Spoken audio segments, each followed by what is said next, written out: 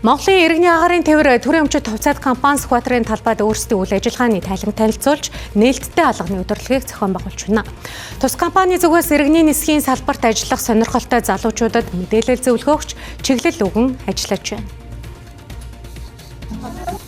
За энэ жил Монголын иргэний агаарын тээвэр төрийн өмчит компани 70 жилийн яваа тохиож байна. Энэ хүрээнд төв талбай дээр зохиогдож байгаа нээлттэй хаалганы удирдлага Монгол улсын төрийн талбайг тээвэрлэгч Сүхбаатарын одонд Монголын иргэний агаарын тээвэр төрийн өмчит компанийн мэдээлэлээр хэлсэн юм а. За өнөөдөр агаарын тээвэр нь зөвхөн зорчигч тээвэрлэх үйлчлэгээ бос улс орны эдийн засаг, аялал жуулчлал, худалдаа, хөрөнгө оруулалт, олон улсын хамтын ажиллагааг дэмжих чухал хүчин зүйл болж байна.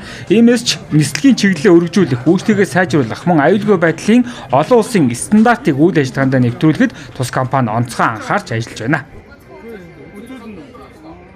За 3 оны хугацаанд иргэд нийслэлчүүд маань манай асраар зочлоод манай үйл ажиллагаатай холбоотой дэлгэрэнгүй мэдээлэл авах болцоотой. Манай үйл ажиллагаа сайжруулах санал шүүмж өгөх бас болцоотой. Бид нар нээлттэй санал шүүмжээ аваад энийг сайжруулах дээр ажиллана. За дээр нь бас манай компанид ороод ажиллах сонирхолтой залуучууд бол компанид ямар шаардлагатай орж ажилласнараа ямар өсөж дэвших болцоонууд байдаг талаар дэлгэрэнгүй мэдээлэл авах болцоотой.